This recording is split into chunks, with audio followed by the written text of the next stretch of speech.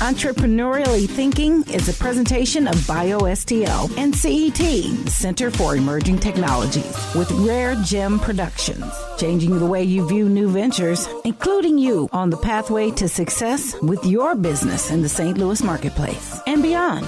Here's your hosts, Cheryl and Christy. Now let's get thinking entrepreneurially.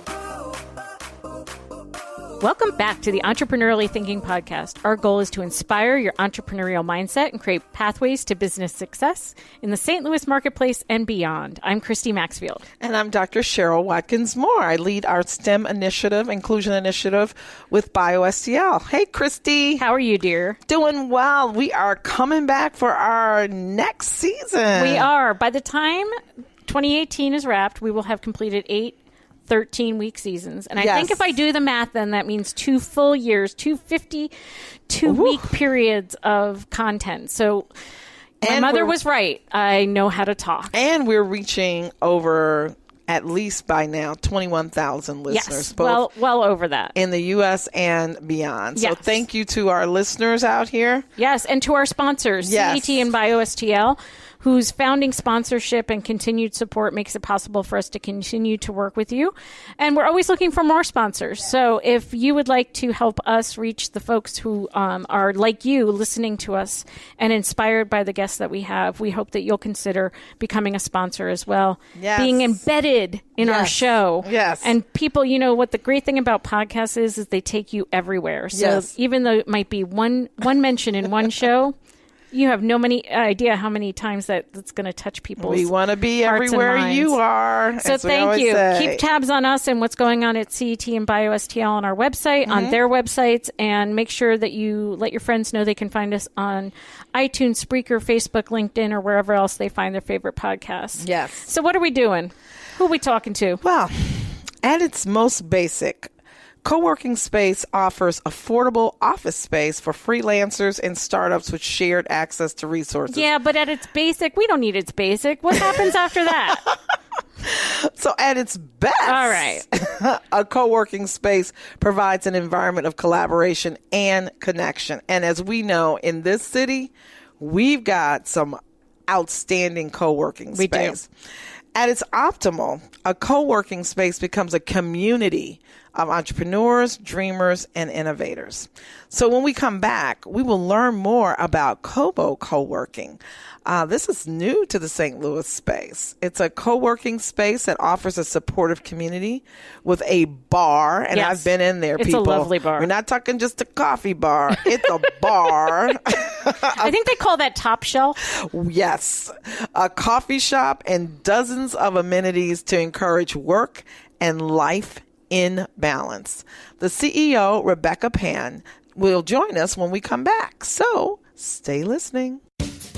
BioSTL is a proud founding sponsor of this Entrepreneurially Thinking podcast, and we want you to know all about the great things they are up to. BioSTL Fundamentals is an entrepreneur development program targeted to founders wishing to start a company in the bioscience space, including therapeutic products, diagnostic products, medical devices, animal and crop agriculture products, and research tools. Participants earn resources by achieving specific coaching goals. You can learn more about BioSTL Fundamentals by visiting biostl.org. And for your renewed and continuing support, BioSTL, we say thank you. My name's Rebecca Pan from Covo Coworking. And entrepreneurially thinking to me means that you have the opportunity to be an entrepreneur. It doesn't just happen to you, but it's something that you can choose and take with you every day. So joining us today is Rebecca Pan. She's CEO of Covo Coworking. Met her at her location, as you said, lovely bar, great space. Lots of other things going on there as well. Yes. But what really piqued my interest was that Rebecca is a 7-time serial entrepreneur. Wow. She's bicoastal. And intercoastal. I don't know. That's not the right word, but you know, she's in St. Louis, so she's tween coast. She's tween coast. She's tween coast. Yes. Okay, but she's got all sorts of. I mean, there's a graphic design firm, Children's Literacy Nonprofit, a design association, and co-working. So, Rebecca, thank you for making time in your very busy schedule to join us. I feel like we're interrupting the birth of another company or something. Wow. This is some amazing space, though, that you have, which is right in downtown St. Louis. It is as downtown as you can get. Yes. But before we go there, everybody she always knows, takes us back to the beginning. I want to know background. Where are you from? Where did you go to school and not high school, please? All that great background. Well, first of all, it's great to be here and have an opportunity to chat with you ladies. Yes. I am originally from Philly. I went to school at Penn, University of Pennsylvania, and then moved up to New York. Lived in New York for 8 years, where I started. My favorite cities. Yeah, it's a great city. It is. I've had wonderful years there as well. That's where a lot of my entrepreneurial pursuits started. Then in 2008, I moved to San Francisco. So truly bicoastal. I was literally half and half New York and San Francisco for 2 years. Oh, wow. And then met my current husband or your only husband. She didn't say first. Right. Husband. Not she first, met her husband. But true husband. Your life partner. Yes. And decided bicoastal was enough. It was really fun, but I wanted to really focus on San Francisco and my business there. So what were you doing in New York? What made you keep going back and forth? My first company was a graphic design firm, and I started it right out of school. And after... That was the one in New York? That was in New York, yeah. Okay. It was called Tribeca Designs. And after doing that for 5 years, I decided, I'm over New York. Husband number one did not continue for very long, and I didn't really need to be there anymore. So I started to think about, where do I really want to be? And I really wanted to be in San Francisco. Oh, wow. So I used Tribeca Designs as a launch pad to open another location in California and segued it into a bicoastal firm so that I could really spend time in both cities. Okay. With the goal of eventually being in San Francisco full time. And that is what I did. So by 2010, I was 100% in San Francisco. Oh, wow. I'm now doing the same thing with St. Louis. So I am now half to a little bit more than half time in St. Louis and then go back to San Francisco. Oh, wow. So is your family in San Francisco or in They're St. Louis? in mostly San Francisco. Mostly? Okay. My folks and my 2-year-old are flying to St. Louis as we speak. Oh. So they'll be here for a couple of weeks. And my husband's coming out on the 8th. Then we'll all fly back to California. I do have one of my very favorite cousins is here. And one of my favorite aunts is here. So I have a little bit of family locally. Okay. But mostly folks in California. So after you did the graphic design business, you started other businesses then while you were in San Francisco? Yeah. So San Francisco is really where I launched my co-working career. I had been a participant of co-working spaces and incubators since nearly the beginning of my company, because I learned that, for me at least, working from home alone is both a way to gain a whole bunch of weight. Although co-working spaces sometimes have helped me do that too with all the snackage. Right. But it's not it's isolated. hard to work from home. Right. It's really hard to work You're from isolated. Isolated. It's hard to develop new business and new relationships. And it's hard to feel relaxed at home when that's also your office and you could be working all the time or you could be slacking off all the time, and it's not good for my mental health. Right. And I learned that early on when I started my first company and I was working from home. It went really well for 8 months and I was super jazzed and kind of self-motivated. And then I just got so lonely and isolated and spent another 8 months not really bringing in new business and being really depressed and just watching 12 hours of Ally McBeal reruns every day. And those were my people. And it just, there's something wrong with that when you're dreaming about Ally McBeal and not real not humans. Focused on the business. So there was an intervention that involved co-working. So there was an intervention that involved co-working. Awesome. And that got me into being a member of, this was before co-working really began, but shared spaces. Okay. And then I was in an incubator, and then I got really into co-working once I moved to California and had a similar experience of isolation. But I knew already that, you know, I can solve this and I know how to solve it. And that was when I launched my first co-working space. In San Francisco. In San Francisco, right downtown. What was the name of that? Is it still being utilized? It's called Next Space. The company does still exist. It was kind of an early pioneer in co-working. And left there in 2014 to start Covo. Wow. So what made you start Covo? What was attractive? Was it family that was here in St. Louis, or what made you think about, wow, I want to do this in St. Louis? No, it was actually, we scoured the whole country for where we wanted our second location to be. And St. Louis just kept rising to the top of the list when we were looking at startup culture and number of incubators and accelerators and amount of entrepreneurial support that exists. It's the top. Amazing. Yeah. And we are really focused on diversity and inclusion and felt like this is a place that is focused on that as well, but can also benefit from having more spaces that are really integrated and welcoming. We were also looking to buy our building, which St. Louis has great real estate value. Especially as compared to San Francisco and New York. Yeah.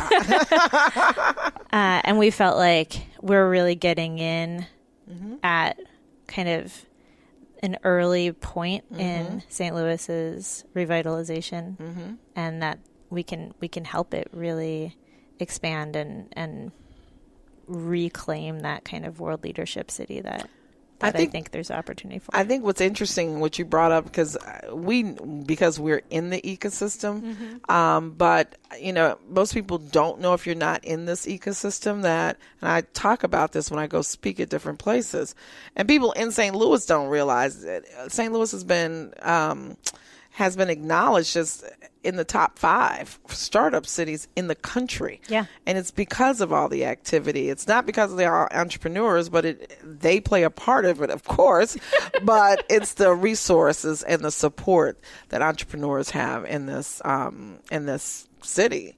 So that was attractive for you. Yeah. Yeah. And there's a ton of female-owned businesses and fastest growing startup scene in the country. So there were a lot of reasons, and it just kept rising to the top. So we came, we looked around, we fell in love, and we're thrilled to be here. So now you're property owners because you did buy your building. Yes. So you're at the corner of Pine and 4th. For those of you in St. Louis, sometimes people call places like the Central West End downtown. This is actually downtown. Right. And in the heart of the city, in a gorgeous, yes. I imagine it used to be a bank or something. It was originally a bank. It just has that feel to it when you like that grand architecture that comes with the older buildings down there. Yeah, it's such a beautiful property. And it has its own really cool entrepreneurial story. Cool. Well, what is that? It was the primary bank behind funding the World's Fair. Oh, wow. In 1904. And since then, it's been just a very diverse. It was a dance club. It was a restaurant. It was a cosmetic surgery. It was a marketing firm. Wow. It's had many lives. It's had its own kind of adventure. I think that's so cool because it has had many lives, and now you've put people into that space that are creating new energy, new opportunities here for the city and beyond. That's pretty cool. Yeah, we're so excited, and the community is incredible. At this point, we have just over 100 members. And how long have you guys been open? We opened in February. Of this year. And they already have 100 members. That's amazing. It's huge. That is amazing. I think when we come back, let's talk about like the niche you're filling, because co-working spaces have cropped up a lot. Yes. And I'm really curious to learn more about how Covo's carving out a niche and a few other things around that as well. So we'll be right back. CET, the Center for Emerging Technologies, is a proud founding sponsor of this Entrepreneurially Thinking podcast. We want you to know all about the great things they are up to. Square One offers 2 training options. Square One Ignite, a 4-week program created to help founders quick start their business model validation process. Or Square One Bootcamp, an in-depth 10-week, 50-hour program that combines formal instruction with hands-on learning, networking, and mentoring. To learn more about Square One Bootcamp or Square One Ignite, visit CETSTL.com. And for your renewed and continuing support, CET, we say thank you. My name is Bill Smith, otherwise known as Shu. I'm the owner and operator of Trike STL Guided Tours, and thinking entrepreneurially means to me is putting your dreams into action. Basically looking at the marketplace and seeing how you can capitalize on it. So with all the different co-working and just working spaces that are available now, because like you said, when you started, there weren't that many. Co-working wasn't even called co-working. Right. It was shared space, right? And now you can... It's a library. Right.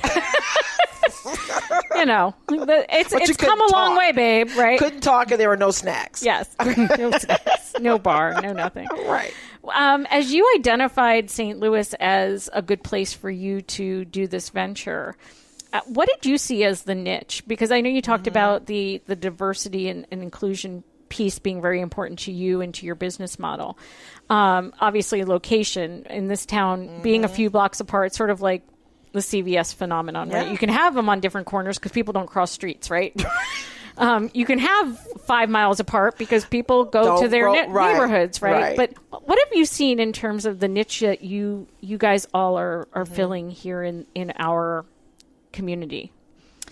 We've really focused, and this is the same in San Francisco, on being truly welcoming and inclusive to everyone, with a special focus on female founders, people of color, minorities, and the LGBTQ community.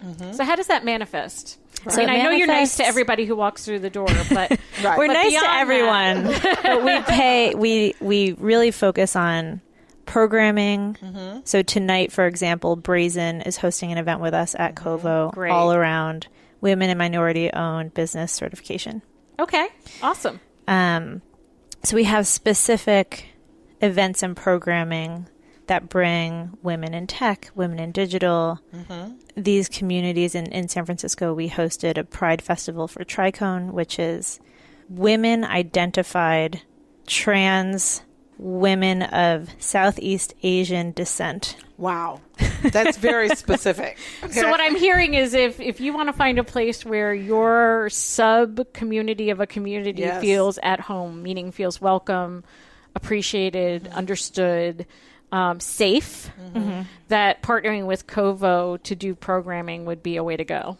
Yeah. And you meet other like-minded folks. So if you're feeling like I'm the only woman of color in cannabis, right? For example, which is another group that we've supported in San Francisco, that I want those people to all feel extremely welcome, that it is a safe space for them to really realize their potential, and there's support and access to capital and connections and introductions that we are actively making to help that happen.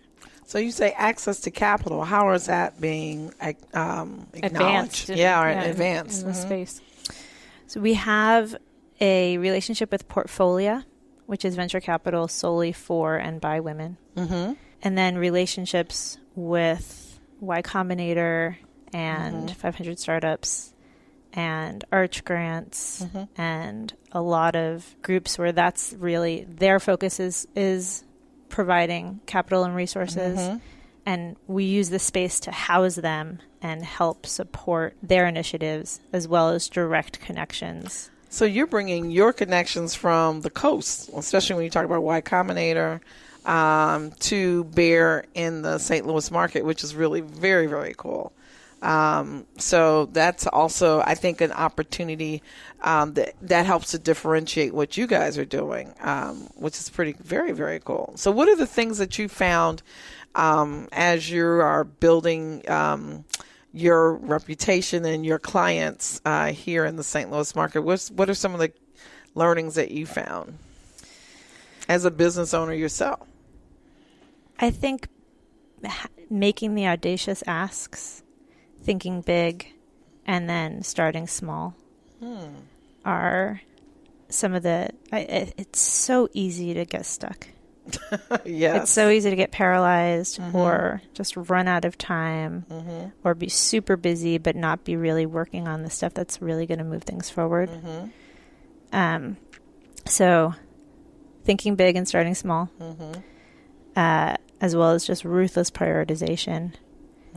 I like that. Ruthless prioritization.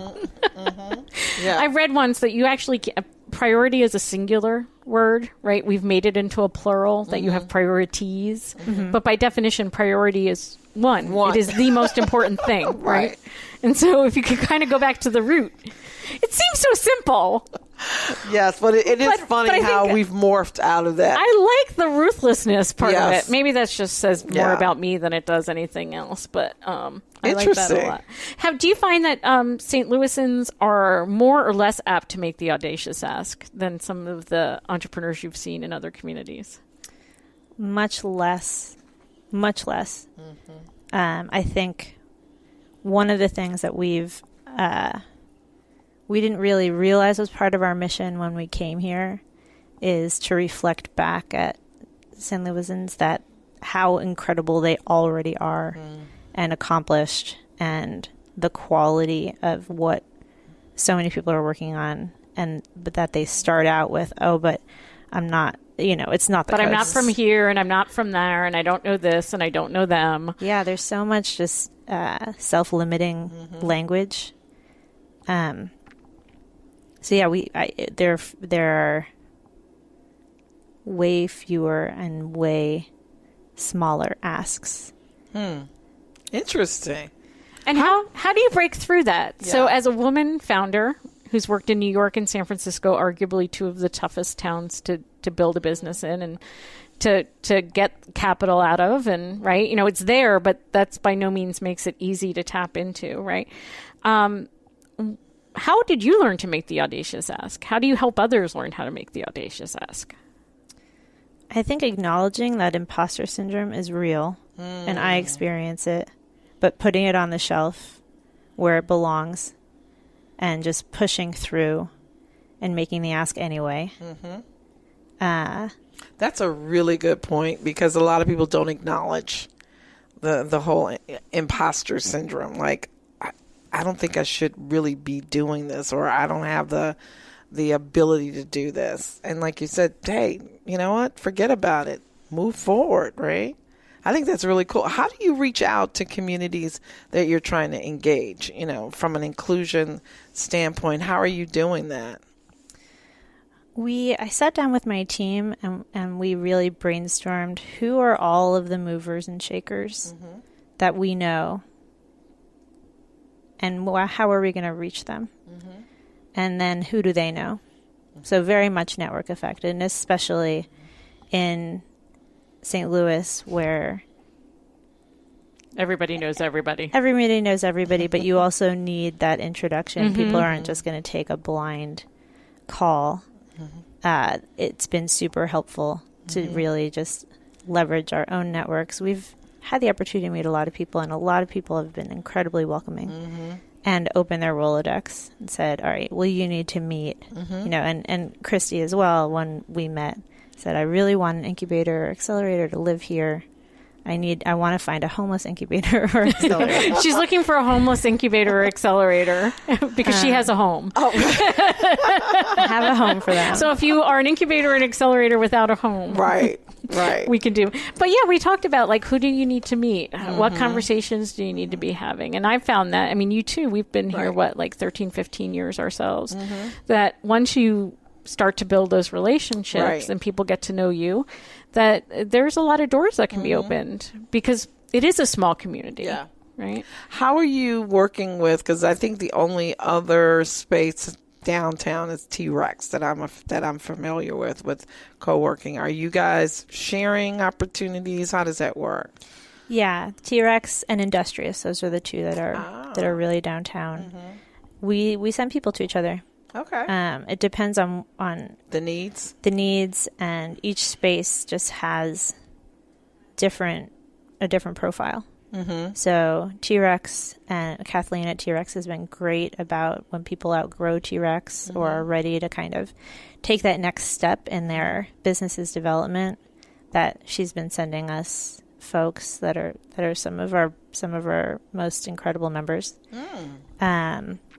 Industrious, they don't have a big event space. We have a beautiful event space and AV and all the stuff. So they just sent us somebody really lovely to hold an event at Covo. Good.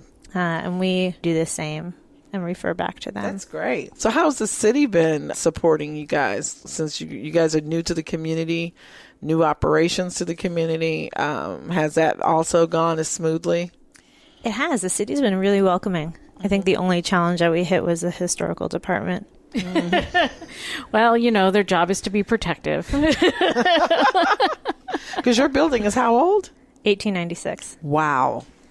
And the only issue was there was a bank heist when it was a bank, and they had bricked up a whole bunch of windows. We wanted to open them up. Oh, wow. Because we're not worried about a bank heist anymore. Right. Snack heist. I'm going in for the bourbon. Right.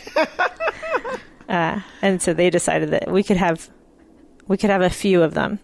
So we opened up a few, but not most of them. And the bricking over was also of historical significance. Wow. Really? So interesting. That is interesting. You would think that's kind of our only snag. Wow. Okay. Well, if that's your biggest snag, I think you're having a good day. That's okay. So you have the entrepreneurial bug, meaning, this is not your first, nor will it be your last venture by any stretch of the imagination. I can only imagine. 7 times over entrepreneur. And you started right out of school. So I guess, what has it been like to always be on your own? And what do you think's on the horizon? I just love it. I worked when I was with Next Space. I was a co-founder, but I was also an employee, and I had a boss. And it was lovely. But ultimately, I am not a great employee.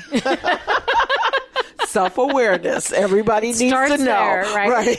If you don't work at home and don't work for anybody else. Right. And my boss was great. He really gave me a lot of autonomy. So I was able to be pretty entrepreneurial even under that framework of having a boss. But things did shift around, and I was no good at taking orders. Yeah, when bureaucracy arrived, I was just like, this is stupid. What are we doing, guys? This is not what we're trying to do. And got myself fired pretty quickly. There you go. That just means that it opened up a door of opportunity for you. That's it did. all. That's all. And it was a huge blessing in disguise. Covo wouldn't exist. Yeah. Right. We wouldn't have you here in St. Louis. So what are you thinking, like Christy said, what are your thoughts now that you've got Covo up and running since February? It's a well-oiled machine. I mean, next. Right. What are you thinking about doing next? Well, I really believe that Covo belongs in every primary, secondary, and tertiary city. And part of coming to St. Louis was proving that it's not just a San Francisco anomaly, that we can be successful in a crazy city like San Francisco. We can also be successful in a crazy city like St. Louis. We're a different kind of crazy. Right. But a dramatically different kind of crazy. Oh, right. I mean, I'm sure that the Visitors Bureau would not appreciate that, but we're on our own special kind of crazy. Right. I just love St. Louis so much. And I'm so happy to be here and to be on track to prove that That's great. Covo works really well in both kinds of cities. And that means that the world's our oyster. So we do plan on expanding and becoming a nationwide, if not international, brand over the next few years. Are you looking at a franchising type of model, or you guys will own all of these Covos around?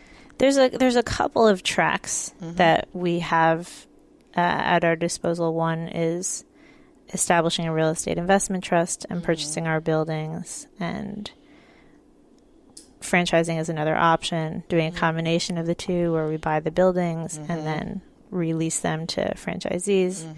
So I think there's several options, and it's cool to see the industry kind of expanding and creating different opportunities. I was looking at, it was a CBS Sunday Morning, and they were talking about co-shared space or co-working space a couple months ago, and it was very interesting. That was actually filmed at Covo in San Francisco. Oh, that's was so it? Cool. Oh, that was very cool. I was gonna mention it because I'm like, they're showing how this phenomena is taking off, and how there are a lot of women owners that are doing this. There was one woman, I think they featured her. I don't know if it's South Carolina. It's somewhere on the other coast that was doing co-shared spaces for women with children. You know, because she was a mom. She couldn't go take her kid with her to these shared spaces. So she developed her own, you know, with a daycare, I think, involved. So very cool. We're looking at how these spaces are being utilized or impacted. And it's a national phenomenon. So, yeah, there's a lot of really cool stuff happening. So as a female entrepreneur with a particular place in your heart for other women entrepreneurs, what advice would you give them, somebody who's thinking about doing this crazy entrepreneurial thing? Get started. Yeah? Just get started. It doesn't have to be perfect. You don't need the website to be perfect. You don't need your business card to be perfect. Just start. And that's the most important piece. It's like I said before, it's so easy to get stuck. It's so easy to say, I need these 1,000 things to be in place before I tell anybody about this. And that's just bullshit. It's just Amen. Yep. It's just procrastination. We don't edit that out either. No, that's a legit one. We could do that. Good. Yes. Yeah. And your husband's also an entrepreneur, is he not? He is. And so how is it being in a dual entrepreneur family? Because my husband is not, and I think that's one of the, yours isn't either. So, like, we actually believe that's the only way we know it works. So how does it work when both of you have the passion to create? Oh, I think it's great. Jason is one of my co-founders. Okay. So y'all are in the business together. We're in the business together. He has another venture as well. And it means that we really get where each other is coming from. One of my members in San Francisco, his wife is not an entrepreneur, and she just doesn't understand why some years he is working for somebody else and making lots of money, and other years he's starting his own thing and not making any money. And I get that. That's something that's in my blood. Absolutely. Go where your passion leads you. So it's great. And we have so many opportunities to brainstorm and think through.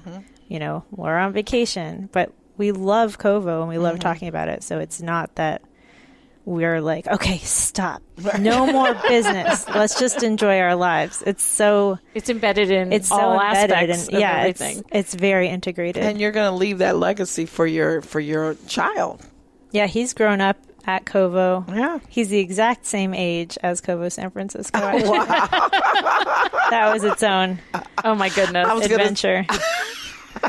So you birthed Covo San Francisco as well as the child that's enjoying the opportunity right along with you guys. So this is great. Thank you. We really appreciate you taking time. Yes. And so if people want to learn more about you and Covo and the work that you're doing, where can they find you? Our handle is Covo STL for Twitter and Instagram and Facebook. So you can find us on all those channels. stl.hellocovo.com is our main website.